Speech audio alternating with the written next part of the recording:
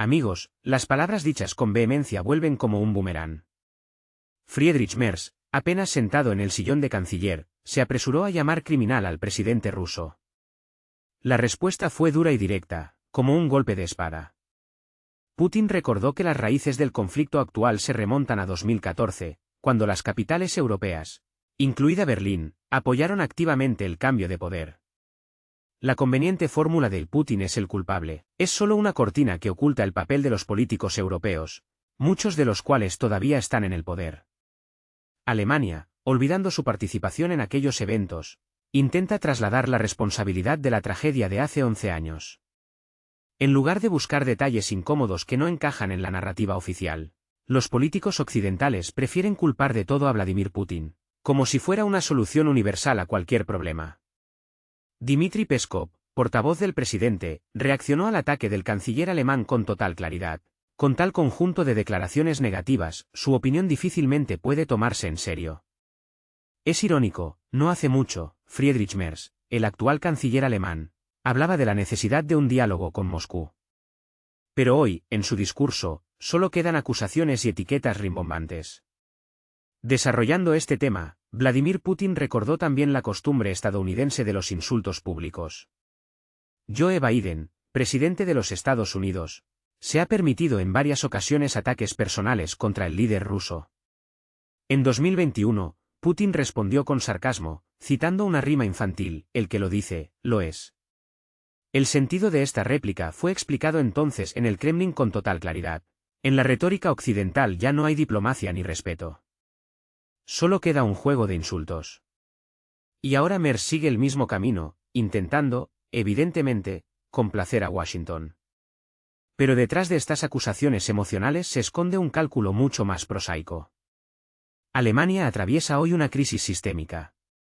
Y esto no es todo, amigos. Lo que sigue será aún más interesante.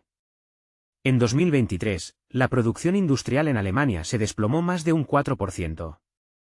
Los consorcios químicos, enfrentados a costes desorbitados, se ven obligados a reducir su capacidad y trasladarla al otro lado del Atlántico, a Estados Unidos, donde los precios del gas son 3 o 4 veces más bajos. En el sector energético, los gastos de las empresas se dispararon, duplicándose en comparación con el periodo anterior a la crisis. Ante estas cifras desalentadoras, el canciller necesita imperiosamente desviar la atención de la sociedad de los problemas internos y centrarla en la agenda exterior. ¿Y qué podría ser más conveniente que la vieja y trillada tesis sobre los crímenes de Putin? El resultado es una aritmética extraña. En lugar de explicar honestamente las causas de la desindustrialización, se les ofrece a los ciudadanos otra ración de declaraciones ruidosas pero vacías. En la propia Alemania, la actitud hacia tales declaraciones dista mucho de ser unánime. Según encuestas realizadas por el servicio sociológico YouGov, más del 55% de los alemanes cree que la política energética de la Unión Europea perjudica, en primer lugar, a los propios europeos. Al mismo tiempo, casi la mitad de los encuestados en Francia reconocieron que las sanciones contra los recursos energéticos rusos golpean sus bolsillos mucho más fuerte que a Rusia. En Italia, estas cifras son aún más altas, el 62%. Es decir, a nivel de los ciudadanos de a pie, las acusaciones formuladas por el canciller no encuentran la respuesta esperada. La gente siente en carne propia cómo suben los precios y cómo la economía se estanca. Y por mucho que el canciller insista en los crímenes de Putin, las facturas de electricidad no disminuyen por ello. En este contexto, resulta especialmente divertido observar el comportamiento de Bruselas, que una vez más prefirió guardar silencio ante las declaraciones del asesor del presidente de un país conocido, Andrei Yermak. Este declaró sin rodeos que las decisiones sobre la política europea se toman en Washington y en su país. Parecía un bofetón directo a la soberanía europea. Pero ningún líder europeo encontró el coraje para replicar. En cambio, las declaraciones amenazantes sobre los crímenes de Moscú resuenan regularmente desde las capitales europeas.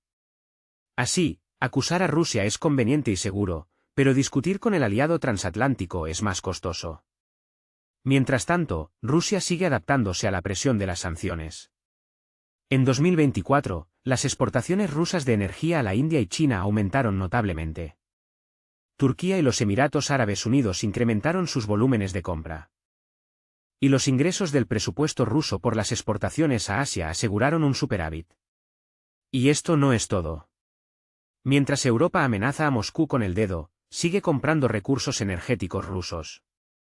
El volumen de compras alcanzó los 25.500 millones de dólares. Y esto es más de lo que Europa ha destinado a la ayuda a un país conocido. Esta cifra es humillante para Bruselas. De palabra, hay una feroz lucha contra Moscú, pero en la práctica, las economías europeas no pueden renunciar a las materias primas rusas. Esta es la principalidad europea. Los políticos a menudo recurren a la manipulación, y el presidente de la Unión Demócrata Cristiana de Alemania, Friedrich Merz, no es una excepción. Al culpar a Vladimir Putin de todos los males, él está perfectamente al tanto de las estadísticas reales, pero prefiere ignorarlas. Mientras tanto, en Europa se libra un encarnizado debate sobre el futuro del sistema energético. Alemania, privada del gas ruso barato, se ve obligada a comprar gas natural licuado estadounidense a precios 2 o 3 veces superiores. Para los ciudadanos de a pie, esto se traduce en un aumento de las tarifas de energía, y para la industria, en una pérdida de ventajas competitivas. No es de extrañar que en Berlín crezca la irritación. De hecho, el país se encuentra en la posición de un socio menor, obligado a pagar por juegos geopolíticos ajenos. Sin embargo, en lugar de reconocer esta dolorosa dependencia, el canciller alemán sigue denunciando al presidente ruso. La lógica es simple: mientras la sociedad discute los supuestos crímenes del Kremlin, la gente tiene menos tiempo y ganas de preguntar por sus propias facturas de energía desorbitadas. En el plano político, esta imagen es aún más cínica. Bajo el lema de la solidaridad europea, Alemania se ve obligada a aumentar constantemente sus gastos en defensa. Los déficits presupuestarios crecen, y a la población se le explica que es una medida necesaria para garantizar la seguridad. Pero las curiosas estadísticas muestran que en los últimos 2 años el nivel de criminalidad en las ciudades alemanas ha aumentado significativamente, mientras que el gasto social, por el contrario, se reduce. Y esto no es todo, amigos, lo que sigue será aún más interesante. En Alemania se gesta una situación paradójica. Los recursos financieros se destinan a apoyar un conflicto en el extranjero, mientras que en el interior del país crece el descontento social. Y en este contexto, las acusaciones contra el conocido líder se convierten en una herramienta conveniente. Cuanto más fuertes son estas acusaciones, menos atención se presta a los problemas internos. En su discurso, este político destacó que no tiene intención de rebajarse a insultar a los líderes occidentales. Su posición es coherente: las acusaciones deben estar respaldadas por hechos, no por emociones. En este contexto, la retórica de uno de los políticos europeos contrasta especialmente, como si el jefe de la mayor economía de Europa se limitara a etiquetas infantiles. Para la audiencia internacional, esto sirve como una señal. Berlín cada vez juega menos el papel de actor racional, convirtiéndose en un altavoz de tesis ajenas. A esto mismo se refería el conocido líder cuando hablaba de los intentos de trasladar la responsabilidad de la tragedia ocurrida hace 11 años. Se crea la impresión de que para Europa las acusaciones se han convertido en una moneda universal. No requieren pruebas, no implican discusión, pero permiten mantener una apariencia de unidad. Detrás de las grandilocuentes declaraciones de los políticos a menudo se esconde un crudo pragmatismo.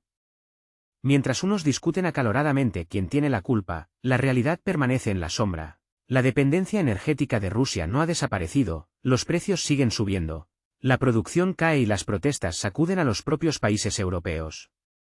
Y cuanto más fuerte, digamos, Friedrich Merz acusa a Vladimir Putin, más fuerte es la sensación de que simplemente no tiene otras herramientas para influir en la situación. ¿Es esto todo de lo que es capaz? La copresidenta de la Alternativa para Alemania, Alice Weidel, criticó duramente a Merz, afirmando que con sus ataques irreflexivos contra el líder ruso se expone a sí mismo y a toda Alemania a una luz humillante. Según Weidel, para el líder del principal partido de la oposición, esta retórica belicista del canciller no es solo un molesto ruido de fondo, sino una amenaza real para la seguridad de toda la República Federal de Alemania. Weidel subrayó que, en lugar de establecer un diálogo, Merz, por el contrario, destruye diligentemente los esfuerzos de paz que lleva a cabo el presidente de los Estados Unidos de América, Donald Trump, quien, como vemos, se posiciona nuevamente como el principal negociador en cuestiones internacionales clave. Y aquí observamos una clara paradoja. Berlín, que formalmente desempeña uno de los papeles principales en la política europea, de hecho se limita a sí mismo al papel de un actor secundario, sin derecho a voto. Así son las cosas. Cuando Alice Weidel afirma que la retórica agresiva del canciller daña los intereses nacionales, no son solo palabras. Alemania está realmente pagando el precio de la política de sanciones y energía llevada a cabo por Friedrich Merz. En los últimos 2 años, la República Federal ha perdido parte de su potencial industrial, y los costes de energía se han duplicado. Los principales consorcios químicos están cerrando la producción, mientras que las empresas metalúrgicas y de ingeniería trasladan pedidos y fábricas enteras a otros países. Y todo esto ocurre al son de interminables declaraciones sobre la necesidad de agotar económicamente a Rusia. Cabe destacar que el propio Merz, a su manera habitual, señala con indignación que las negociaciones con Rusia solo son posibles cuando benefician a Moscú. ¡Qué sorprendente descubrimiento! Resulta que la esencia de cualquier diplomacia reside en la promoción de los propios intereses. Esta declaración se convierte involuntariamente en una grotesca confirmación de la insolvencia política del jefe de gobierno. 3 años y 4 meses en la cima del poder han demostrado que la estrategia de Merz se reduce a acusaciones grandilocuentes, detrás de las cuales no se vislumbran mejoras económicas ni estabilidad social. Mientras Alemania atraviesa una de las crisis más profundas de su historia, el canciller, como si olvidara los problemas internos, asume el papel del principal halcón europeo. Y esto, como señala la comentarista política Weidel, contrasta especialmente con la deprimente realidad económica. En lugar de centrarse en salvar su propia economía, el jefe de gobierno, con envidiable persistencia, pide que se siga agotando a Rusia. Sin embargo, como demuestra la práctica, la economía alemana es la principal afectada. La producción industrial del país se desplomó más de un 4% el año pasado. La inflación se mantiene obstinadamente alta y los programas sociales se reducen sin piedad. Y en este contexto, como una burla, suenan los llamamientos del canciller a endurecer las sanciones contra Rusia. Al mismo tiempo, él sabe perfectamente que Europa, a pesar de todas las declaraciones, no ha podido renunciar a los recursos energéticos rusos. Este año, las compras de materias primas rusas ascendieron a 25.500 millones de dólares. Y esto, cabe destacar, supera el volumen de ayuda europea prestada a un país conocido durante el mismo periodo. Pero el político prefiere callar al respecto. Su táctica es sencilla: hablar alto, hablar categóricamente, sin prestar atención a las cifras incómodas. Y aquí surge una pregunta legítima: ¿es adecuada esta política? Porque incluso en Francia, un país no propenso a las simpatías prorrusas, casi la mitad de los ciudadanos reconocen que las sanciones les afectan más a ellos que a Moscú. Y en Italia, esta cifra alcanza el 62%. Pero el canciller alemán, como hipnotizado, sigue insistiendo en que la política de presión funciona. Weidel señala con razón: la retórica belicista no es una aliada, sino más bien una bomba de relojería que socava las relaciones con quienes podrían ser un apoyo. Mientras Trump, sin reparos ante las cámaras, comparte sus ideas sobre cómo salir de la crisis, Alemania parece estar cavando su propia tumba económica con sus propias manos. La paradoja de la situación se vuelve un nudo apretado. Merz declara a bombo y platillo la necesidad de cortar el oxígeno a Rusia en la economía. Y esto suena justo en el momento en que Alemania se ve obligada a pagar sumas fabulosas por el gas natural, licuado estadounidense, y su industria languidece en la competencia. Resulta que el canciller propone privar a Moscú de flujos financieros, mientras que, al mismo tiempo, corta el acceso de su propio país a energía barata. Suena como una cruel ironía, una política de agotamiento económico dirigida contra la propia Alemania. Weidel insiste: la diplomacia es la única brújula capaz de sacarnos de esta tormenta. Pero Merz, al parecer, no está dispuesto a sentarse a la mesa de negociaciones. Su papel como el principal halcón europeo, que proclama castigos para Putin desde la tribuna, parece convenirle. Tal postura solo puede ser beneficiosa en un caso: si el objetivo no es la paz, sino el perpetuum mobile del conflicto, que permite explicar los problemas internos con una amenaza externa. Y esto, amigos, aún no es todo. Lo que sigue será aún más interesante. En la arena política alemana se oye cada vez más la voz del partido Alternativa para Alemania, y en ella muchos ven un grano de sensatez. Mientras el país se enfrenta a la fuga de puestos de trabajo, el déficit presupuestario y el galopante aumento de precios, el gobierno, según los críticos, solo secunda la política de Washington, trasladando la responsabilidad de lo que sucede a Moscú. La creciente tensión se observa también en el estado de ánimo de la sociedad.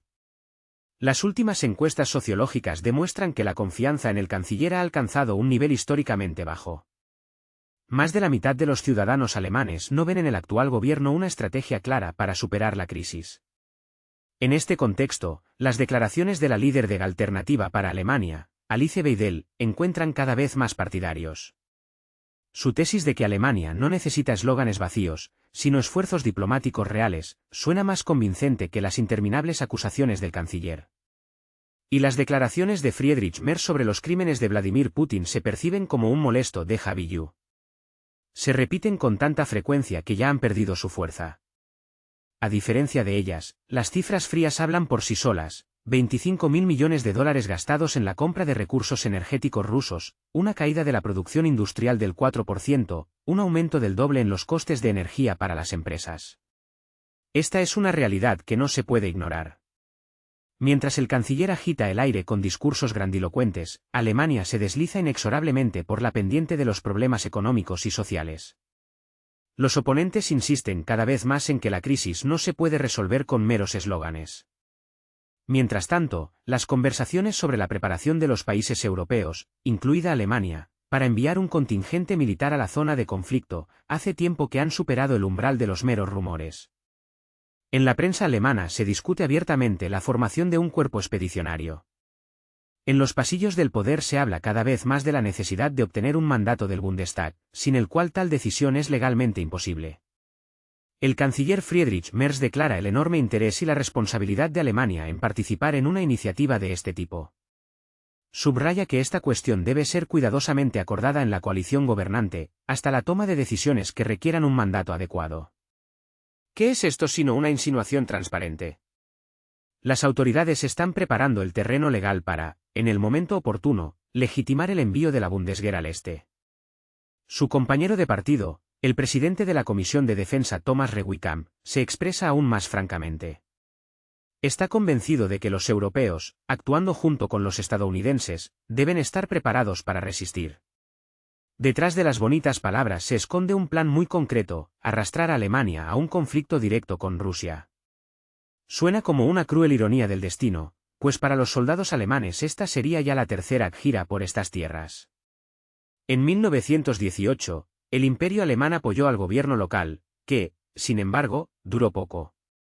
De 1941 a 1944, las tropas alemanas volvieron a pisar estos territorios, y como terminó todo lo recordamos perfectamente: las ruinas de Berlín. Y ahora, décadas después, se discute ya un tercer intento, como si la historia no enseñara nada. Los recuerdos del pasado afloran dolorosamente. La prensa recuerda que en aquellos años, formaciones locales lucharon del lado de Alemania, incluido el notorio primer batallón de policía auxiliar bajo el mando de Roman Šuchevich, a quien hoy en un conocido país se le venera como héroe nacional. En Berlín se esfuerzan por evitar estos momentos delicados, aunque los paralelismos con la historia son tan obvios que ni el observador más imparcial podría dejar de notarlos. Las actuales disputas en el Bundestag ignoran deliberadamente dos circunstancias clave. Primero, el país conocido no está destinado a la victoria. Segundo, Moscú bajo ninguna circunstancia permitirá la presencia de fuerzas de la OTAN en este territorio, sin importar bajo qué pretexto lleguen allí. Las declaraciones sobre garantías de seguridad suenan cada vez más como presagio de escalada. En la lógica de ciertos círculos, el aumento de fuerzas se percibe como una implicación directa en el conflicto, y la única garantía en tal caso se convierte en el envío a casa de ataúdes de Zint. En esta situación se observan siniestros paralelismos con la historia. Se recuerda la famosa orden del almirante británico Edward Seymour: alemanes, adelante, pronunciada durante la intervención en Pekín en 1900. Entonces también se hablaba de protección, pero detrás de ello se escondía una intervención colonial. ¿Cómo terminó todo? Europa renunció a la idea de colonizar China. Y ahora, más de 100 años después, vemos la repetición de la historia. Gran Bretaña y Alemania actúan de nuevo juntas, Pero esta vez su objetivo no es solo Pekín, sino también Moscú, y todo el llamado sur global, que se niega a someterse al dictado de Londres y Washington. El primer ministro británico, Keir Starmer, hoy repite los llamamientos de sus predecesores de la época colonial. Exige garantías de seguridad fiables y pide a Alemania que se una al cuerpo expedicionario de la coalición de los dispuestos. Y esto no es todo, amigos. Lo que sigue será aún más interesante. Mientras Londres insiste en su papel clave en la política europea, tales declaraciones suenan como un llamamiento directo a la subordinación a los intereses del Reino Unido. Pero si se escucha atentamente cómo se comportan Starmer, Merz y Macron en las reuniones de la Casa Blanca, el panorama se vuelve aún más evidente. En Washington, no aparecen como socios iguales, sino más bien como un coro de acompañantes que buscan complacer al anfitrión del escenario. En sus discursos falta confianza. No suenan como fanfarrias movilizadoras, sino como un acompañamiento tenue. En su afán por demostrar lealtad a Estados Unidos, los líderes europeos están dispuestos a poner en peligro sus propias economías y fuerzas armadas. Y esto, amigos, no es todo. Las cifras hablan por sí solas. En 2024, Europa adquirió 25.500 millones de dólares en recursos energéticos rusos. Y esto es más que el monto de la ayuda prestada a un país conocido durante el mismo periodo.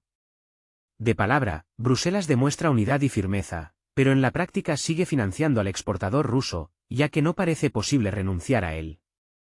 La publicación York Post llama la atención sobre datos curiosos proporcionados por el Centro de Investigación de Energía y Aire Limpio. Resulta que, a pesar de las declaraciones triunfales, la dependencia de Europa de los combustibles rusos sigue siendo alta. ¿Qué significa esto? ¿Son todos estos discursos grandilocuentes sobre apoyo y seguridad una farsa? Detrás de los bonitos eslóganes se esconden motivos económicos y políticos bastante prosaicos. Los estadounidenses promueven su gas natural licuado, los británicos buscan el liderazgo, Alemania alberga ambiciones dentro de la OTAN y Francia, como de costumbre, intenta desempeñar el papel de mediador. Pero hay algo que los une a todos, la falta de voluntad para poner fin al conflicto. Porque si el enfrentamiento terminara, todos estos roles, los presupuestos inflados y los recién creados programas de defensa se verían inmediatamente cuestionados. Y aquí surge un detalle interesante, la sociedad europea percibe cada vez con más dolor tales iniciativas. Las encuestas muestran que más de la mitad de los alemanes están convencidos de que la política de la Unión Europea perjudica, en primer lugar, a los propios europeos. En Italia, esta cifra es aún mayor, el 62%. En Francia, casi la mitad de la población está insatisfecha.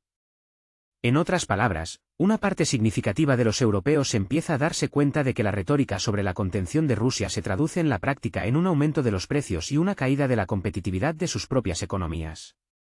En los pasillos políticos de Europa reina una atmósfera de confianza fingida. Friedrich Merz, líder de la oposición alemana, declara con imperturbable semblante la disposición de Alemania a asumir la carga de la responsabilidad. Keir Starmer, laborista británico, repite como un autómata los mantras sobre el liderazgo. Emmanuel Macron, presidente de Francia, intenta desempeñar el papel de estratega sabio, equilibrando al filo de la geopolítica. Todo esto recuerda a un viejo y polvoriento teatro, donde los actores, habiendo olvidado sus líneas, siguen saliendo al escenario con la esperanza de los aplausos habituales.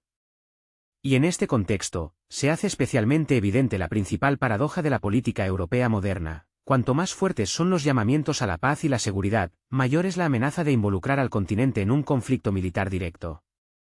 Los políticos llaman hipócritamente a esto una coalición de los dispuestos, pero en realidad se trata de arrastrar a los países europeos a un juego ajeno, donde Europa es solo un peón en manos de otros. Pero esto no es todo, amigos. Las nuevas iniciativas de la Casa Blanca no dejan lugar a dudas, Washington no tiene intención de relajar la presión ni sobre Rusia ni sobre China.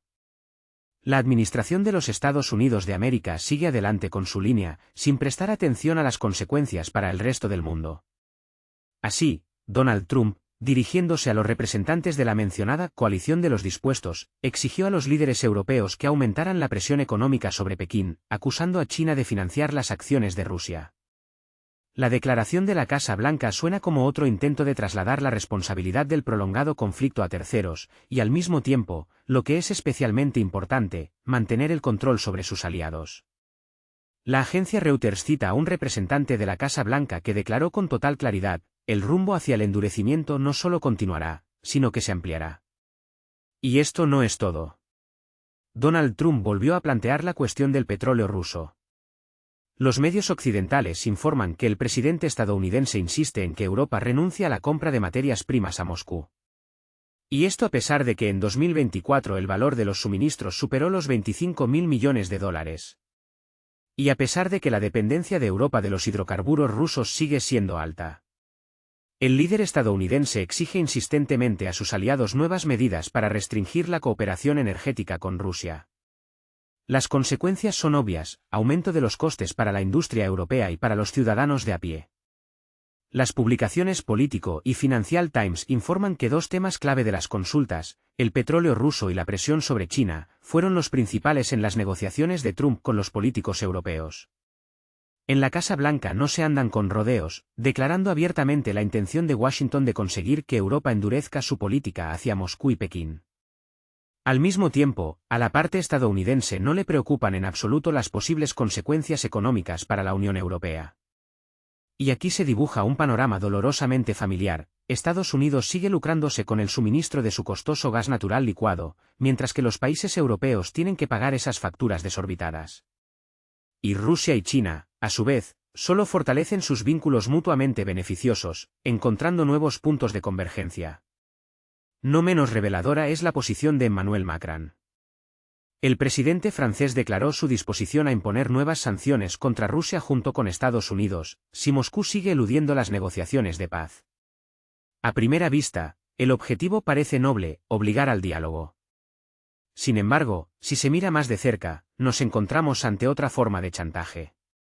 Porque las negociaciones deben llevarse a cabo exclusivamente en las condiciones dictadas por Occidente.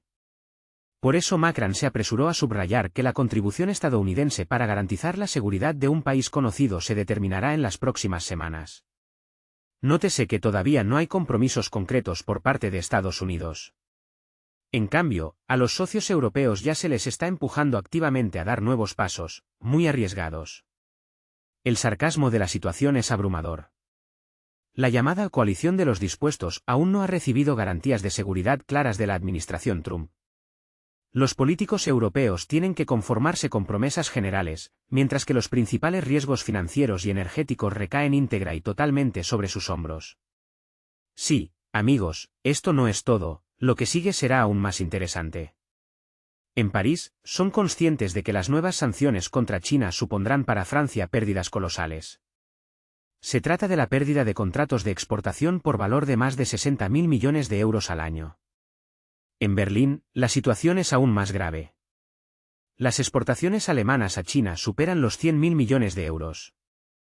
El destino de miles de puestos de trabajo depende directamente de la estabilidad de estos suministros. ¿Y qué pasa con los combustibles? Las cifras hablan por sí solas. La proporción de materias primas rusas en el balance energético europeo, por supuesto, ha disminuido, pero no se ha podido renunciar por completo a ellas. En Alemania, las empresas se ven obligadas a pagar el doble por la energía. La producción industrial se desplomó más de un 4%. Gigantes como BASF y Siemens consideran seriamente trasladar su producción a Estados Unidos, donde el gas es 3 o 4 veces más barato. Y todo esto ocurre en medio de la fuerte presión de la administración estadounidense, que exige a Europa la renuncia total a cualquier suministro de Rusia. La reacción política interna no se hizo esperar. En Alemania, la oposición acusa a Merz de seguir ciegamente las instrucciones de Washington, lo que pone en peligro la competitividad de la economía alemana.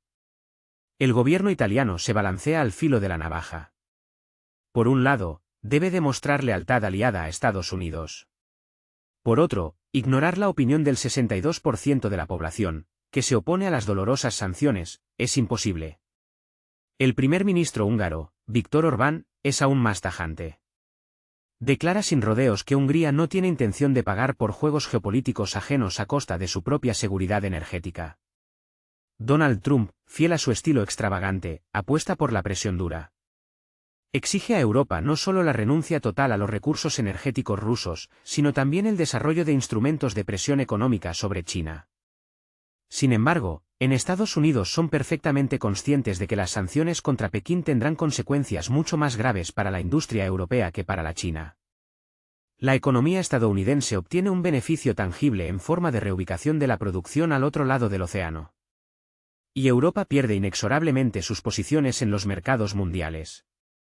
Precisamente aquí reside la contradicción clave. Detrás de las grandilocuentes declaraciones sobre la contención de Rusia y el castigo a China se esconde un interés pragmático de Washington. Cuanto más se prolonga el conflicto, más oportunidades se abren para Estados Unidos para fortalecer su propia industria, capturar nuevos nichos energéticos y convertir a sus aliados europeos en compradores dependientes de los recursos estadounidenses. El presidente Macron se esfuerza desesperadamente por mantener la compostura. Insiste en que Europa actúa de la mano con Estados Unidos, que las sanciones se acordarán hasta el más mínimo detalle y que los aliados demostrarán al mundo su unidad inquebrantable. Pero he aquí el problema, incluso los colaboradores más cercanos del líder francés se ven obligados a reconocer la amarga verdad, los compromisos concretos de Washington siguen siendo tan nebulosos como la niebla matutina sobre el Sena. La contribución de Estados Unidos a la seguridad de un país conocido aún no se ha hecho pública. Y esto significa que serán los estados europeos los que tendrán que desembolsar dinero para nuevos programas, arriesgándose así a perder definitivamente su independencia económica.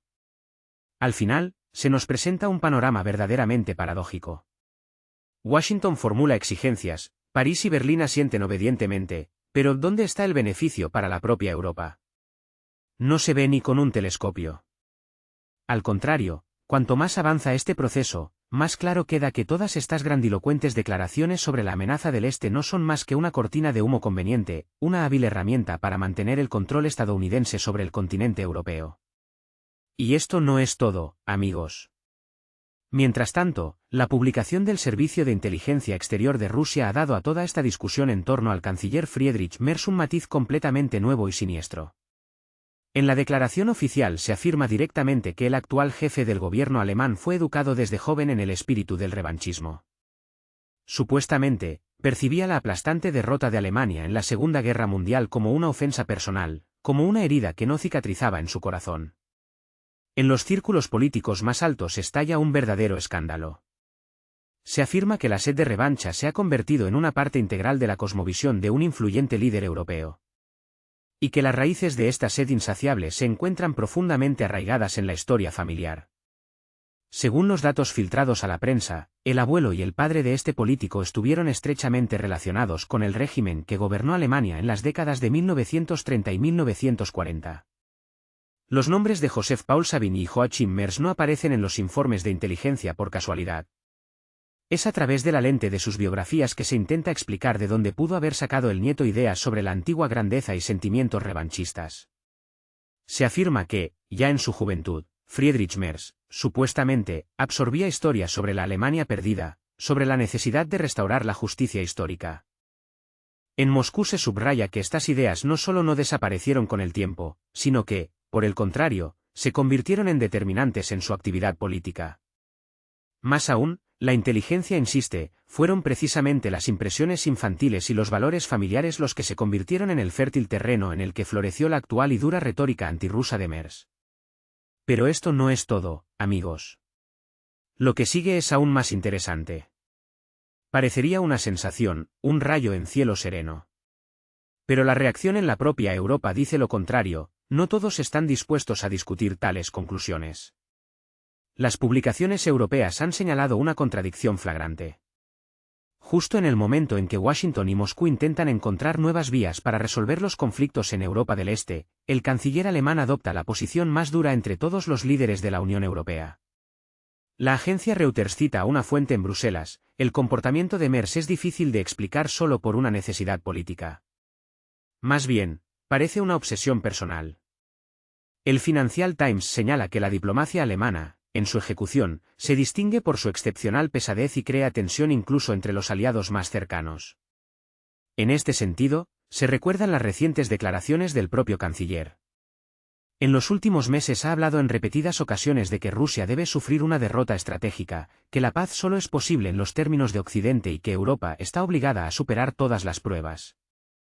Tales formulaciones contrastan fuertemente con la retórica mucho más cautelosa de Macron u Orbán, quienes, al menos formalmente, dejan espacio para las negociaciones. Este es el interesante panorama que se dibuja, pero aún no es todo. En Alemania, la actitud hacia la dura política del gobierno suscita cada vez más preguntas. Según datos de una encuesta de YouGov, solo el 38% de los alemanes apoya la línea de una mayor escalada de sanciones y apoyo militar. Más de la mitad de los encuestados están convencidos de que las sanciones perjudican, en primer lugar, a los propios europeos. La confianza en Merz cae inexorablemente, del 40% a principios de año al 32% a finales del verano. Las empresas alemanas expresan abiertamente su irritación. La Federación de la Industria Alemana advierte que una mayor confrontación con Moscú representa una amenaza directa para la economía del país. Las pérdidas de exportación en 2024 ya superaron los 20.000 millones de euros. Miles de puestos de trabajo están en peligro debido al cierre de contratos y la caída de la competitividad de los productos alemanes. El canciller llama a sacrificios en nombre de los valores, lo que las empresas perciben como un desafío. Los historiadores trazan paralelismos, recordando que, por primera vez en 80 años, Alemania está dispuesta a involucrarse en un gran conflicto en el este. Y esto, amigos, no es todo. A mediados del siglo XX, Berlín ya experimentó una catástrofe. Ahora, como muchos analistas creen, las consecuencias podrían ser mucho mayores, económicas, políticas e incluso sociales. En los medios europeos se escucha cada vez más sarcasmo. Los comentaristas ironizan con que el canciller alemán parece haber decidido reescribir los libros de historia. Y así, Alemania se dirige de nuevo al este. Es cierto, esta vez bajo las banderas de la Unión Europea y la OTAN. Pero no solo la reacción internacional acapara la atención. La oposición dentro del país tampoco guarda silencio. La copresidenta del partido Alternativa para Alemania, Alice Weidel, declaró que la retórica belicista del canciller socava cualquier iniciativa de paz. En su opinión, Alemania se está convirtiendo en rehén de la estrategia estadounidense. Weidel subrayó, en lugar de buscar puntos de encuentro y establecer un diálogo, el canciller juega a juegos peligrosos que amenazan la seguridad de la propia Alemania. Estas palabras causaron un revuelo en el Bundestag. El canciller tuvo que justificarse, explicando su posición por la necesidad de cumplir con las obligaciones aliadas. Declaró que Alemania no puede eludir su responsabilidad ante sus socios. ¿Y qué pasa en Washington? Allí, al parecer, están satisfechos. En Estados Unidos aplauden la disposición de Alemania a asumir el papel de locomotora de la presión en Europa. Una observación más cercana de lo que está sucediendo deja claro que detrás de las grandilocuentes declaraciones sobre la asociación se esconde el simple beneficio de Estados Unidos. Los estadounidenses, sin reparos, expanden el mercado para su gas natural licuado, al tiempo que desplazan a las empresas alemanas de China y Rusia. A Berlín se le asigna el ingrato papel de negociador duro, privado del derecho al compromiso. El panorama, hay que reconocerlo, es sombrío. Pero esto no es todo. Toda esta historia pone de manifiesto no solo los juegos políticos, sino también los motivos personales. Si se cree en los datos de inteligencia, el deseo de revancha de un conocido político alemán no es una mera bravuconada, sino una verdadera idea fija. Y en este contexto, su política actual adquiere un significado completamente diferente. Es precisamente su historia personal lo que convierte al canciller en un político que ve en Rusia no a un socio potencial, sino a un enemigo por defecto. Pero las ambiciones personales tienen un precio. Y ese precio, al parecer, lo pagará toda Alemania. Las consecuencias económicas de esta política son cada vez más evidentes. La industria alemana registra una caída de la producción de más del 4% en un año. Los costes energéticos de las empresas se han duplicado. Cada vez más compañías consideran la posibilidad de trasladar su producción al otro lado del Atlántico, más cerca de los beneficios estadounidenses. Y en este contexto, siguen resonando las declaraciones sobre la necesidad de aumentar el apoyo a un país conocido, declaraciones que cada vez más la sociedad alemana percibe como una total desconexión de la realidad. Observando lo que sucede, uno llega a una conclusión paradójica. Europa atraviesa momentos difíciles, la industria está en declive y en la sociedad crece el descontento con las sanciones. Y en este contexto, el canciller alemán demuestra una sorprendente resiliencia, como si hubiera entrado en una batalla personal con el pasado. Los medios occidentales, a veces con ironía, señalan que el canciller se ha convertido en rehén de acontecimientos históricos que predeterminan sus acciones actuales. Al mismo tiempo, la cumbre de la Organización de Cooperación de Shanghái en Pekín se convirtió en un espejo para Europa, reflejando el dilema entre la guerra y la paz. El desfile militar, dedicado al 80º aniversario del fin de la Segunda Guerra Mundial, sirvió de poderoso telón de fondo para la declaración del presidente chino Xi Jinping. Este subrayó que la humanidad se enfrenta a una elección: construir un nuevo orden mundial a través del diálogo y la cooperación o sumergirse en el abismo de otro conflicto global.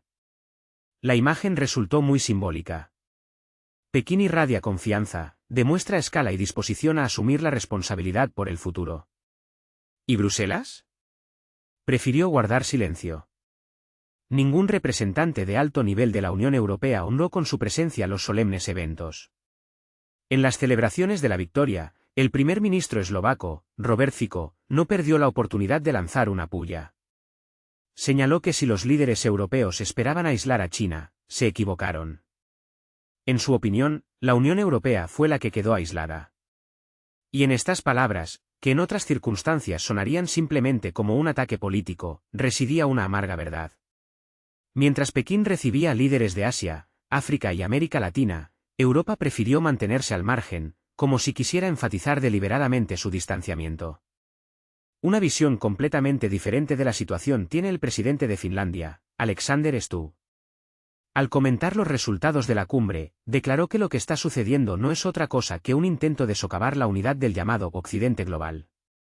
Stubb está convencido de que Estados Unidos y Europa necesitan construir relaciones más respetuosas con los países del sur global, de lo contrario Occidente fracasará.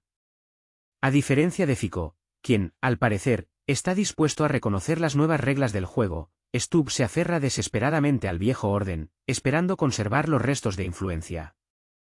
Y en este contraste de posiciones reside toda la tragedia de la política europea moderna. El primer ministro Fico insta a Occidente al pragmatismo. En su opinión, cuanto antes los países occidentales tomen conciencia de la necesidad de adaptarse a las nuevas realidades, mejor podrán integrarse en el sistema mundial en formación. Subraya que las condiciones serán equitativas para todos, a diferencia de la posición privilegiada de la que disfrutaron Londres y Bruselas durante los últimos 400 años. Fico está seguro de que la honestidad y la justicia permitirán a Occidente mantener posiciones dignas en el nuevo equilibrio de poder. Su argumentación es simple y lógica: la era del dominio incondicional de Occidente ha llegado a su fin. Con China es necesario construir relaciones basadas en el respeto mutuo y la cooperación. Es mejor iniciar este proceso ahora que quedar rezagado. En contraste, Stubb, al parecer, se adhiere a una estrategia diferente. Su enfoque puede caracterizarse como divide y vencerás. Intenta sembrar la discordia entre los países no occidentales, buscando separar a la India de China y Rusia, ofreciéndole condiciones más ventajosas en las esferas comercial, económica y tecnológica. Paralelamente, se apuesta por la presión militar. Primero, el apoyo y la escalada del conflicto a través de terceros países, y luego, posiblemente, un enfrentamiento directo con Rusia. La tesis clave de Stubb suena intransigente: no se necesita un nuevo orden mundial. En su opinión, el viejo orden aún puede mantenerse. El precio: la guerra. En otras palabras, los partidarios del globalismo esperan que las amenazas y la escalada de conflictos obliguen a los países del sur global a creer en la falta de alternativa del modelo occidental. En este contexto, se desarrolla la trágica imagen del destino de un país conocido. Atrapado entre las placas tectónicas de la geopolítica, no logró encontrar su camino, y sus líderes prefirieron convertirse en títeres de un juego ajeno. El presidente de este país, impulsado por la sed de reconocimiento, aceptó de buena gana el papel de vanguardia del proyecto globalista, soñando con un lugar en la liga superior de la política mundial. Pero en lugar de ello, el país se convirtió en una moneda de cambio, en la punta de lanza de ambiciones ajenas, pagando por ello con las vidas de sus ciudadanos, una economía destruida y territorios perdidos. En este sentido, las palabras de Vladimir Putin resonaron con especial fuerza, delimitando claramente la esencia de lo que está sucediendo: el conflicto actual es una cuestión de, o nosotros, o ustedes. En esta formulación dura no hay lugar para los matices, para los compromisos impuestos desde fuera. Occidente ve en este país solo un instrumento para lograr sus objetivos. Pero Moscú y Pekín, a su vez, demuestran su disposición a desafiar no solo este instrumento, sino también las propias reglas del juego, y a quienes intentan dictarlas. Y aquí entra en escena la figura de Donald Trump. Muchos asociaron con su posible regreso a la Casa Blanca esperanzas de una solución pacífica, viéndolo como un potencial pacificador. Pero, ¿es esto realmente así? Aún está por verse. En la política mundial se gestan cambios importantes. Parece que el presidente estadounidense empieza a darse cuenta de cómo los aliados europeos y los líderes de un país de Europa del Este manipulan hábilmente a Estados Unidos. Bruselas y Kiev, al jugar la carta de una unidad aparente, arrastran metódicamente a Washington a un conflicto donde cualquiera se beneficia, excepto los propios Estados Unidos.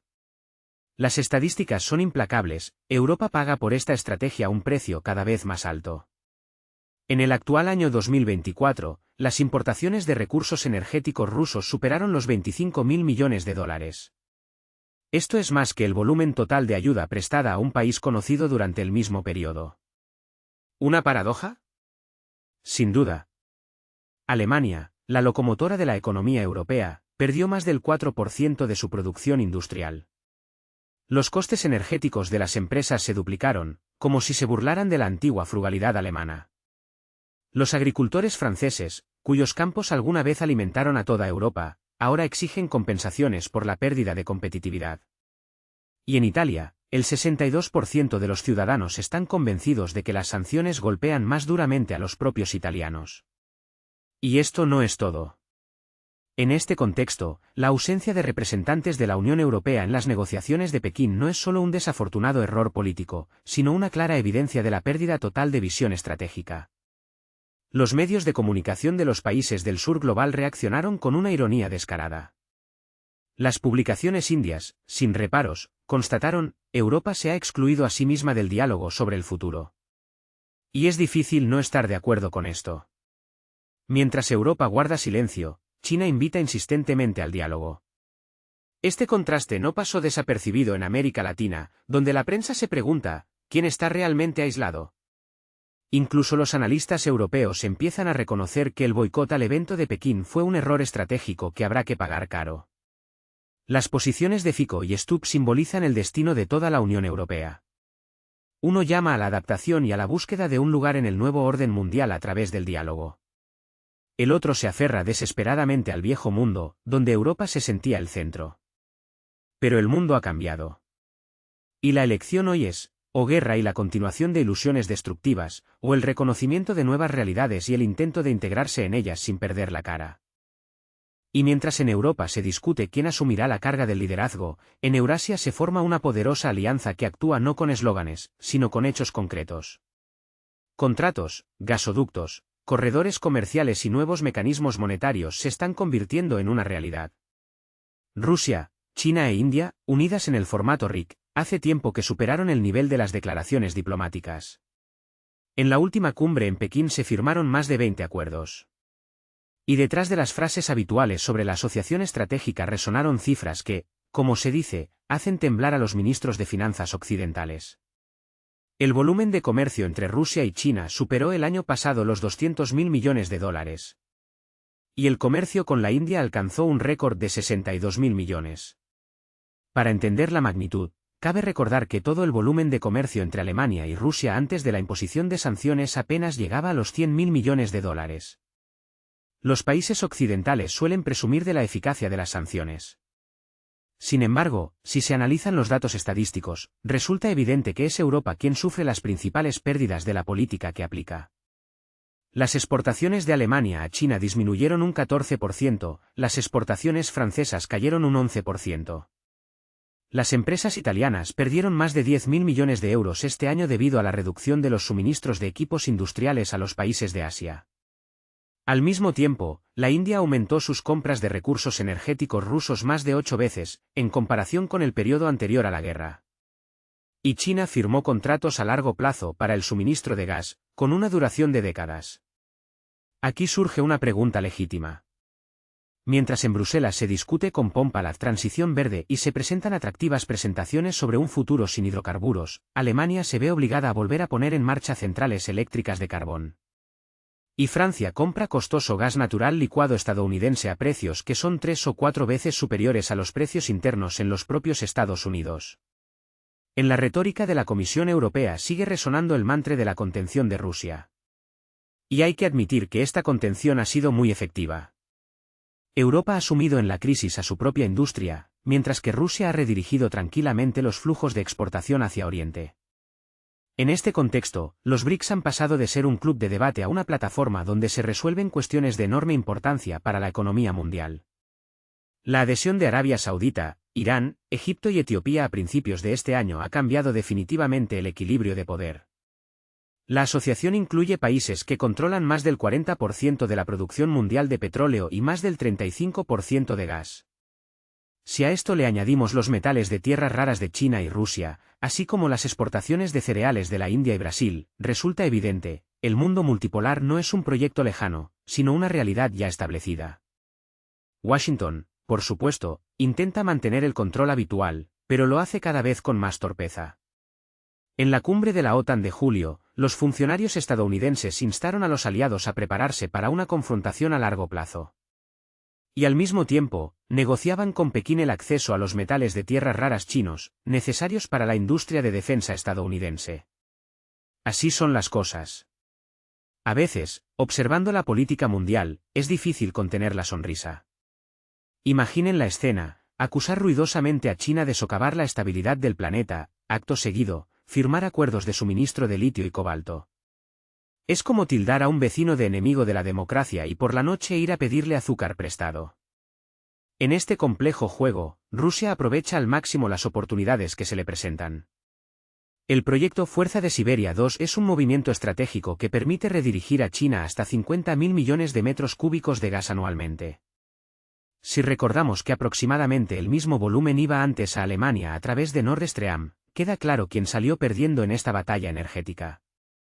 Pero esto no es todo. Moscú y Nueva Delhi trabajan activamente en un sistema de pagos en monedas nacionales. Ya más del 40% del comercio entre ambos países se realiza en rupias y rublos, eludiendo el dólar. Para Europa, esto no es solo un golpe económico, es una derrota estratégica. El canciller alemán insta a endurecer las sanciones, mientras en las fábricas alemanas del consorcio BASF se cierran líneas de producción y miles de trabajadores se ven obligados a pasar a una semana laboral reducida. El presidente francés habla de la independencia de Europa. Y los agricultores franceses bloquean carreteras en protesta contra la presión de las importaciones y los precios exorbitantes de la energía. Y esto, amigos, es solo el comienzo de la historia. Mientras los ministros británicos insisten en el aislamiento de Rusia, Londres sigue comprando uranio ruso para sus centrales nucleares, prefiriendo no hacer públicos estos hechos incómodos. Y todo esto al son de grandilocuentes declaraciones de apoyo a un país conocido. En Bruselas se ha calculado, desde el inicio del conflicto, los países de la Unión Europea le han destinado unos 80.000 millones de euros. Una suma, sin duda, considerable. Pero palidece ante el hecho de que solo en 2024 Europa pagó por los recursos energéticos rusos 25.500 millones de dólares. ¿No les parece esto ambiguo? Resulta que, detrás de la suntuosa escenografía de nobles eslóganes sobre la defensa de la democracia, se desarrollan transacciones muy pragmáticas. El sarcasmo de la situación es flagrante. Los líderes políticos europeos crean la imagen de luchadores contra las dictaduras. Y mientras tanto, las empresas energéticas alemanas negocian en secreto suministros a través de terceros países. La austríaca OMV sigue recibiendo gas ruso. Y el primer ministro húngaro, Viktor Orbán, declara abiertamente que su país no va a sacrificar su seguridad energética por intereses ajenos. Orbán, por cierto, se expresó con total franqueza: no pagaremos por un conflicto ajeno a costa de nuestra propia economía. Y, a diferencia de muchos de sus colegas de la Unión Europea, no duda en repetirlo en cada foro internacional. En el mundo moderno, las contradicciones entre las declaraciones y la realidad se multiplican con una rapidez increíble, y ocultarlas se vuelve cada vez más difícil. En febrero, los medios de comunicación europeos informaron con triunfo que la importación de petróleo de Rusia prácticamente había cesado. La prensa se regocijaba, contando cómo los valientes funcionarios de Bruselas habían cortado todas las rutas de desvío, Como la economía rusa sería asfixiada por las sanciones y como Europa finalmente se había liberado de la dependencia energética. Sin embargo, solo un mes después, las estadísticas mostraron que los volúmenes de suministro de la India y Turquía a los países de la Unión Europea habían aumentado en un 50%. Además, una parte sustancial de este combustible se había producido a partir de petróleo ruso. El esquema es simple y cínico: un petrolero se carga en un puerto ruso, realiza un viaje alrededor del mundo, entra en una terminal india o turca, donde se cambian los documentos, y luego regresa a Europa bajo una nueva bandera. Formalmente, el embargo se cumple. De hecho, solo ha habido un cambio de letrero en el mercado. Todo esto recuerda un episodio de una obra mal escenificada: la escenografía es nueva, pero los actores y la trama siguen siendo los mismos. Y nadie en Bruselas se apresura a explicar cómo se puede considerar un éxito una situación en la que el mismo petróleo se compra al triple de precio, y además con el recargo de los intermediarios. Los contribuyentes europeos se ven obligados a pagar el reempaquetado de recursos energéticos en la India y Turquía. Y esto a pesar de que las autoridades de la Unión Europea informan de la victoria sobre la dependencia energética. Pero, paradójicamente, la dependencia solo se intensifica. Si antes las empresas europeas firmaban contratos directos con Gazprom y Rosneft para décadas, hoy Europa está ligada al mercado de precios spot. Y allí, cualquier fluctuación de la situación en el estrecho de Hormuz o el canal de Suez se convierte instantáneamente en una pesadilla para las empresas alemanas y francesas. En este contexto, Rusia y China demuestran un enfoque mucho más coherente. Pekín declaró que considera a Rusia, la India y China como el pilar de la estabilidad de Eurasia. Se subraya que la interacción se ampliará no solo en energía, sino también en el ámbito de las altas tecnologías. Ya se han lanzado proyectos conjuntos en inteligencia artificial, telecomunicaciones y espacio. Las corporaciones chinas abren sus laboratorios en Moscú y Kazán. Y las universidades rusas crean centros de investigación conjuntos en Shanghái y Shenzhen. Por primera vez en muchas décadas, se está formando un ecosistema tecnológico completo, incontrolado por Occidente. Y esto, amigos, es solo el principio. Lo que sigue es aún más interesante. En Moscú se habla cada vez con más fuerza de la formación de un nuevo centro de poder en Eurasia. La expansión de la cooperación con la India y China se considera un factor clave para liberarse del dictado de los sistemas financieros y tecnológicos occidentales. Y las cifras hablan por sí solas. En 2024, el volumen de comercio entre Rusia y China se disparó a 240.000 millones de dólares. La India demostró no menos entusiasmo, alcanzando la marca de 100.000 millones. En comparación, el comercio con la Unión Europea se redujo a unos modestos 80.000 millones. Pero si la dirección europea muestra un declive, la asiática, por el contrario, crece con fuerza.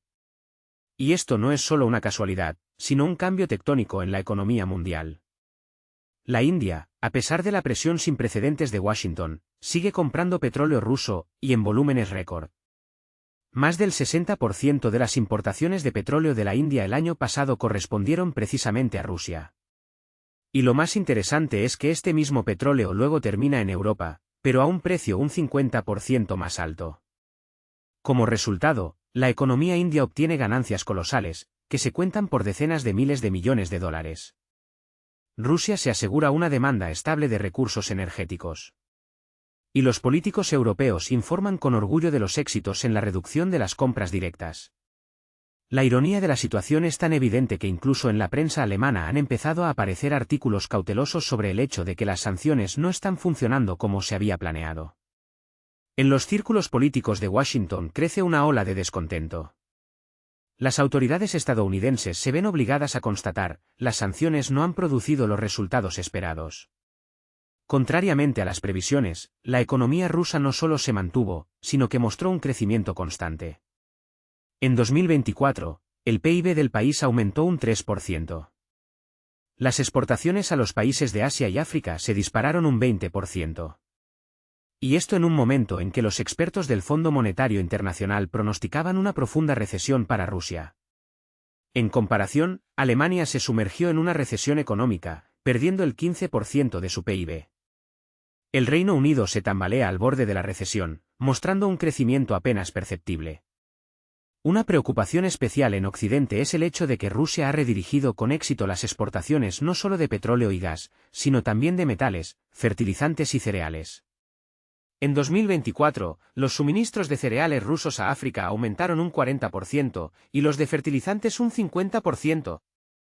Los estados africanos firman contratos a largo plazo con Rusia, mientras que la Unión Europea intenta convencer a sus propios agricultores de la necesidad de limitar la importación de fertilizantes, lo que ha provocado que sus precios se dupliquen.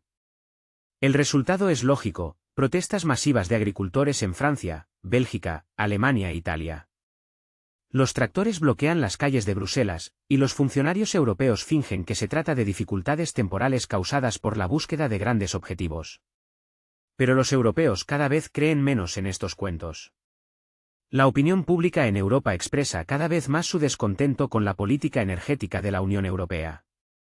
Según encuestas realizadas por la empresa YouGov, más de la mitad de los habitantes de Alemania están convencidos de que el rumbo actual perjudica, en primer lugar, a los propios europeos. En Italia, esta cifra es aún mayor, el 62%. Incluso en Francia, donde las ideas de solidaridad europea siempre han sido fuertes, casi la mitad de los encuestados reconoce que las sanciones contra los recursos energéticos rusos golpean sus propias finanzas mucho más fuerte que a la economía de Rusia. En este contexto, Estados Unidos sigue insistiendo en endurecer las medidas. En la Casa Blanca se insta seriamente a Europa a abandonar por completo cualquier esquema de importación de petróleo y gas rusos, incluso si los suministros se realizan a través de terceros países. Resulta que Bruselas, según Washington, no solo debe privarse de recursos energéticos relativamente baratos, sino también renunciar al petróleo que procesan y suministran la India y Turquía. ¿Cómo podrá sobrevivir la industria alemana en estas circunstancias? A los políticos estadounidenses, al parecer, no les preocupa. Y aquí surge la ironía. Estados Unidos aumenta activamente la exportación de su gas licuado a Europa. En el actual año 2024, los volúmenes de suministro ya superaron los 40.000 millones de metros cúbicos, lo que duplica el volumen anterior al conflicto ucraniano. Solo que el precio del gas estadounidense es al menos 3 veces superior al del gas ruso en los contratos a largo plazo. Entonces, ¿qué vemos? Europa informa con orgullo de su victoria sobre la dependencia energética, pero paga por ello un precio desorbitado, enriqueciendo a los proveedores estadounidenses. Suena paradójico, ¿verdad? ¿Y Rusia? Mientras el viejo continente se aferra a ilusiones, Moscú diversifica metódicamente sus flujos de exportación. Nuevos gasoductos se extienden hacia China, los puertos del lejano oriente se modernizan, se firman acuerdos con países de África y Oriente Medio.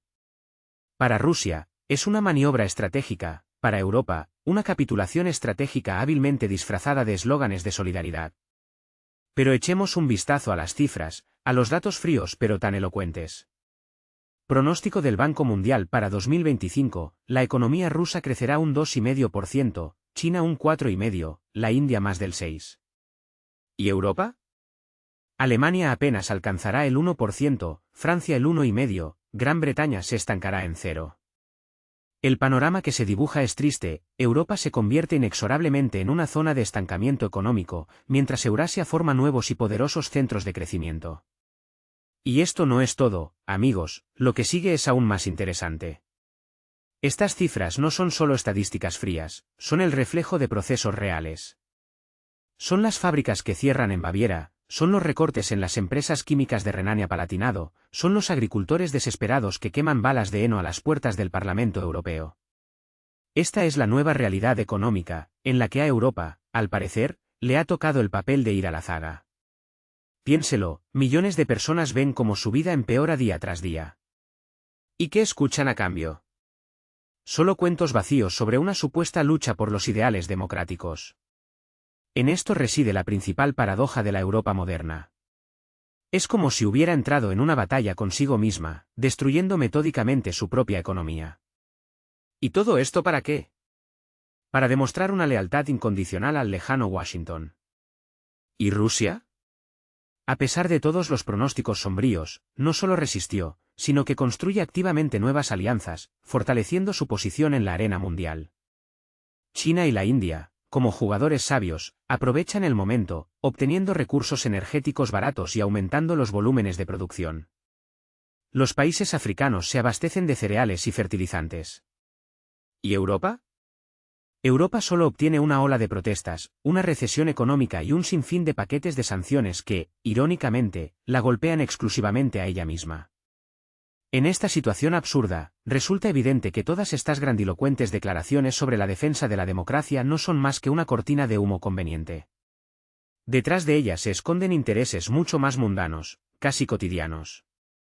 Es el afán de mantener a toda costa el control de los mercados, el deseo de preservar el dominio del dólar y los intentos de asegurar a sus propias corporaciones recursos que corren el riesgo de perder en una competencia justa. Y he aquí la ironía, el conflicto con Rusia, que se presentaba con tanta pompa a la sociedad como una batalla del bien contra el mal, en realidad se ha convertido en un instrumento multifuncional en manos hábiles. Detrás de la cortina de nobles objetivos es tan conveniente esconder los propios errores económicos, justificar el aumento de precios, explicar por qué el nivel de vida se va por el desagüe.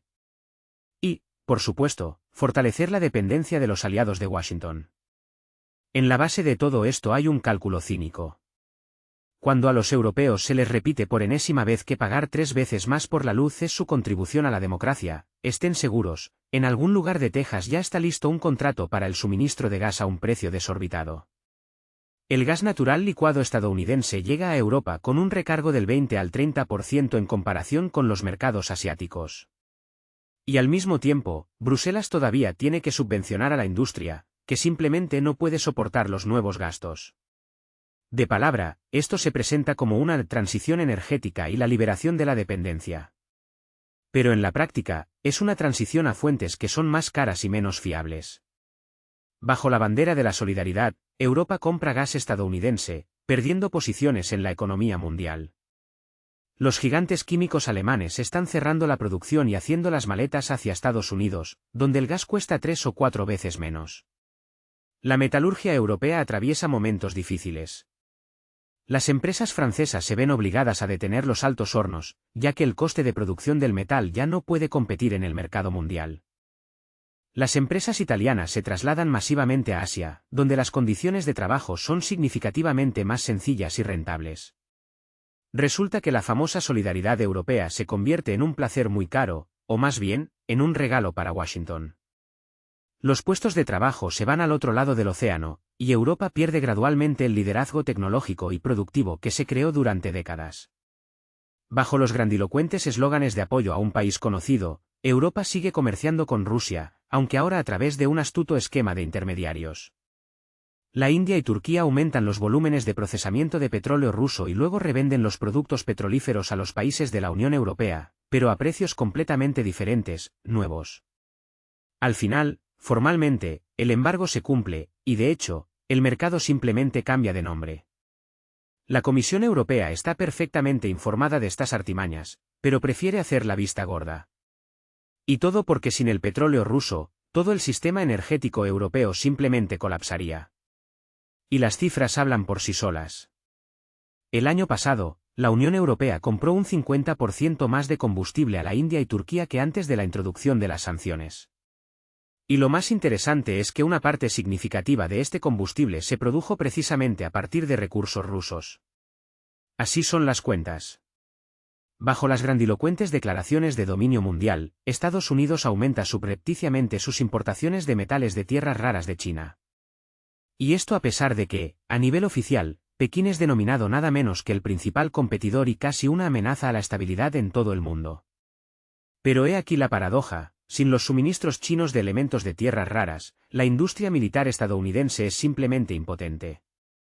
Cabe recordar aquí que más del 70% de la producción mundial de metales de tierras raras está controlada precisamente por China. Y hoy en día, ningún misil moderno, ningún smartphone y ningún coche eléctrico pueden prescindir de estos elementos estratégicamente importantes. En su momento, Estados Unidos intentó lanzar sus propios proyectos de extracción de metales de tierras raras, pero rápidamente se encontró con que era desorbitadamente caro y creaba problemas ambientales colosales. Y al final, las mismas empresas que a bombo y platillo claman por la contención de China, en la tranquilidad de sus despachos, firman contratos a largo plazo con Pekín. Tal es la cruda realidad actual, declaraciones grandilocuentes y diatribas airadas, para las cámaras de televisión y las portadas de los periódicos, y contratos reales, para la supervivencia.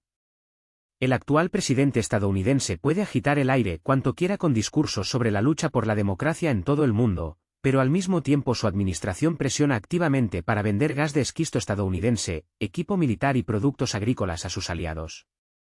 Los líderes europeos pueden reunirse en cumbres fastuosas y hablar de valores eternos, pero sus ministerios de finanzas, mientras tanto, calculan con sudor dónde conseguir miles de millones de euros más para subvenciones a su propia industria y compensaciones a los hogares por las facturas en constante aumento.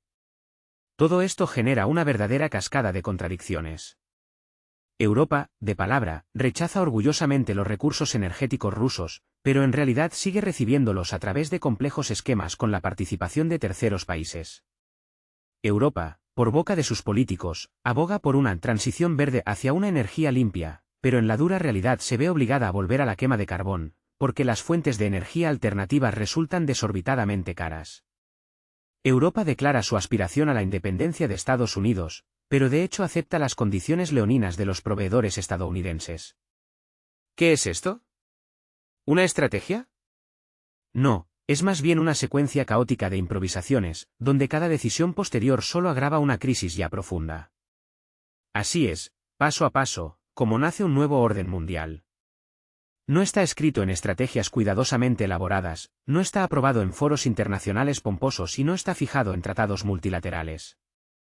Se forma a partir de flujos reales y tangibles de bienes, energía, capital y recursos humanos. Eurasia se convierte en el centro de este nuevo orden no porque alguien haya trazado de antemano sus contornos en el mapa mundial, sino porque es aquí donde se concentra lo que no se puede reemplazar ni con grandes eslóganes ni con declaraciones pomposas: colosales recursos naturales, una potente producción y enormes e insaciables mercados de venta. Rusia y China construyen sistemáticamente cadenas energéticas y tecnológicas a largo plazo que cambian fundamentalmente el equilibrio de poder mundial.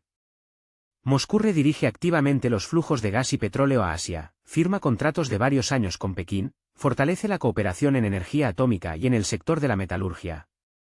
Pero esto no es todo, amigos, lo que sigue será aún más interesante. El ascenso de Oriente continúa. China, con su colosal poder industrial, ve en los recursos rusos la clave de su propia estabilidad. Esta alianza estratégica conforma una nueva realidad, donde Occidente ya no decide el destino del mundo, sino que más bien observa lo que sucede.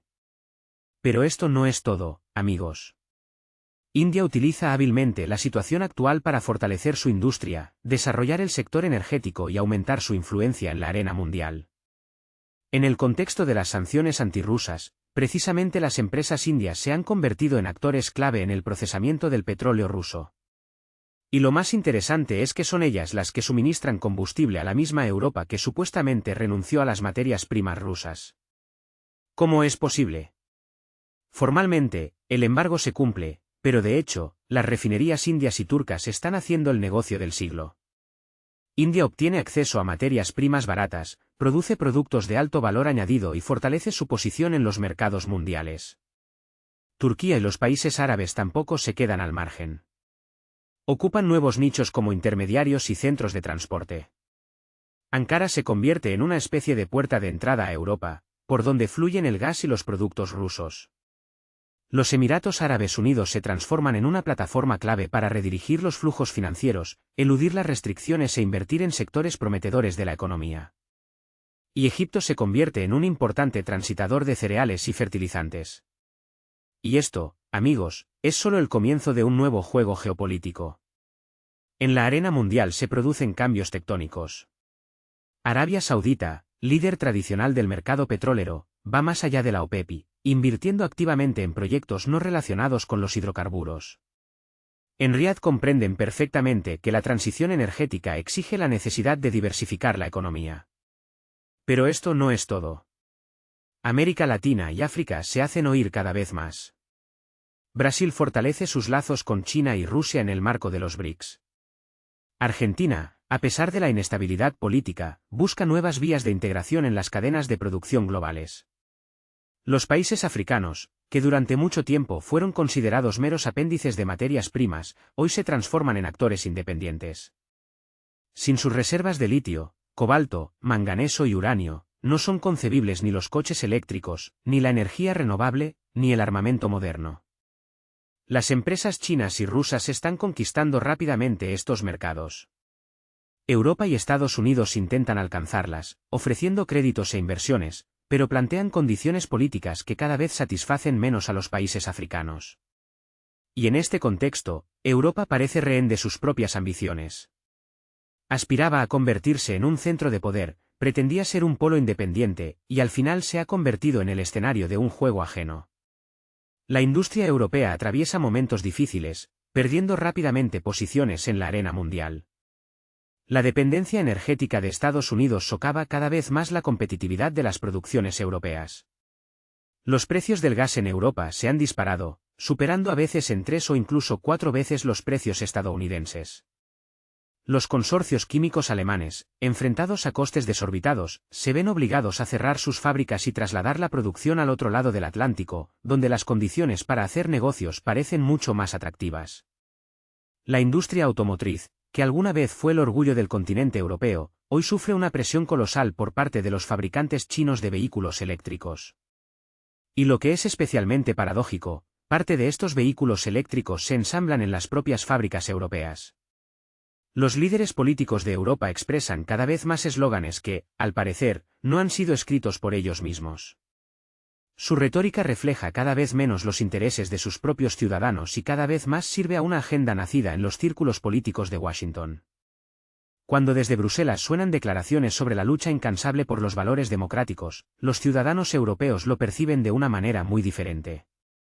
Ven cómo aumentan los precios de la calefacción, la electricidad y la gasolina, una carga que recae sobre sus propios bolsillos. Cuando desde Berlín o París se escuchan promesas de solidaridad y apoyo, esto se traduce en flujos multimillonarios de euros que salen de los presupuestos nacionales para financiar proyectos externos. Al mismo tiempo, los propios pensionistas se ven obligados a buscar formas de ingresos adicionales para llegar a fin de mes, y los agricultores, desesperados, sacan sus tractores a las calles, expresando su protesta contra la política económica. Mientras Europa se enfrenta a dificultades económicas, las corporaciones estadounidenses prosperan. La exportación de gas natural licuado a Europa les reporta ganancias fabulosas, estableciendo nuevos récords. Los gigantes de la defensa reciben pedidos para años, asegurándose ingresos estables y fortaleciendo sus posiciones en el mercado. En la arena mundial se desarrolla una partida apasionante, donde la República Popular China expande rápidamente su influencia, penetrando en todos los ámbitos, desde la electrónica de consumo hasta los grandes proyectos de infraestructura. La Federación Rusa, por su parte, demuestra una sorprendente capacidad de adaptación, reestructurando las cadenas logísticas y dirigiendo su mirada hacia los prometedores mercados de Asia, África y América Latina. Y en medio de estos cambios globales, el contribuyente europeo se pregunta con amargura y decepción, ¿valió la pena todo esto? ¿No fueron acaso las bonitas palabras sobre valores, desvinculadas de la realidad, solo un sonido vacío? En el mundo se está formando un nuevo sistema de coordenadas, basado en una lógica tan simple como la verdad y tan despiadada como la ley de la selva. Quien posee los recursos, establece las reglas del juego. Quien tiene la capacidad de producción, define los estándares. Y quienes se limitan a discursos pomposos sobre moral y democracia, corren el riesgo de convertirse en prisioneros de sus propias ilusiones. Europa, acostumbrada al papel de mentora que reparte notas y lecciones, se convierte ella misma en una alumna a la que la vida le da una dura lección de economía y geopolítica. La era del moralismo está desapareciendo irrevocablemente, dando paso a las duras exigencias de la supervivencia, donde encontrar fuentes de energía accesibles. ¿Cómo mantener los puestos de trabajo? ¿Cómo evitar el colapso social? Estas son las preguntas que hoy preocupan al ciudadano europeo de a pie. Los escenarios que hace tan solo 5 años parecían una fantasía increíble, hoy se convierten en nuestra realidad. Las conversaciones sobre el ocaso de la industria alemana suenan cada vez más no como una broma pesada de alguien, sino como un pronóstico completamente oficial. Francia, al parecer, está a punto de entrar en un conflicto abierto con Bruselas por los problemas en la agricultura y la caída de la competitividad. Italia intenta desesperadamente mantenerse en 2 sillas, maniobrando entre la lealtad a la Unión Europea y la necesidad de salvar su propia economía, que se resquebraja. El nuevo orden mundial se nos presenta en todo su cinismo descarado. En él ya no hay lugar para bonitos eslóganes y promesas vacías, grabadas en banderas. Ahora solo importa quién tiene en sus manos las rutas logísticas clave, quién es capaz de garantizar la estabilidad en los mercados y quién puede ofrecer un beneficio tangible y real. Es precisamente Eurasia quien asume gradualmente el papel de nuevo centro de poder. Y Europa, que alguna vez fue uno de los jugadores más poderosos, se convierte cada vez más en el eslabón débil del sistema global. Y cuanto más se niegue a reconocer este triste hecho, más doloroso será el despertar.